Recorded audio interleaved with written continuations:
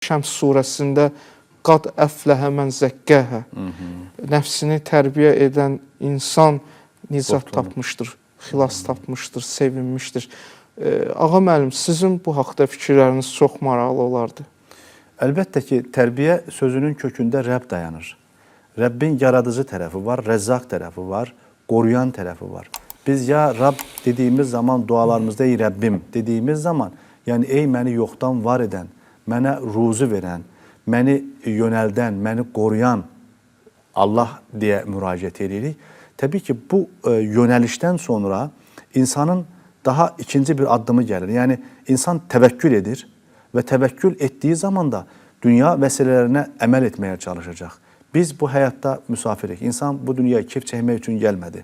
İnsan bu dünyada laqad xalaqnal insana fi kabadin. Quran-ı Kərim deyir ki, biz insanı çətinliyin içərisində yaratdıq.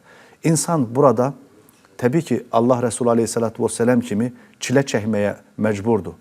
Baxın, bir peyğəmbərimiz var Aleyhisselatü Vesselam 6 evladını öz əlləri ilə dəfn edib. Bir hüzün dəryasıdır əslində. Yəni, bu sıradan peyğəmbər məsələləri, sıradan hadisələr deyil. Amma həyatı boyu onun üzündə, gözündə o təbəssümü siz seyr edə bilib görə bilərdiniz. Bir tərəfdən bəlalarla çarpışıb, bir tərəfdən də təbii ki, o gözəllikləri yaşayıb. Odur ki, Quran-ı Kərim onun haqqında deyir ki, لَقَدْ كَانَ لَكُمْ فِي رَسُولُ اللّٰهِ اُسْوَةٌ حَسَنَةٌ. Deyir, Allah Resulullah'ın həyatında, şəxsində, şəxsiyyətində sizin üçün çox gözəl örnəklər vardı.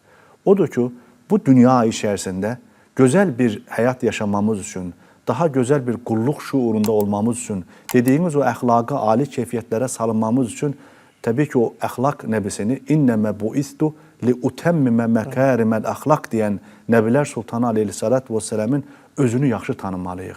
Çünki onu nə qədər çox tanıya bilirsə, onun ruhunu nə qədər həyatımıza gətirdiyi vəhi nə qədər dünyamıza gətirə bilirsə, onda biz öz dünyamızdakı mənfi xüsusiyyətləri əridəcəyik.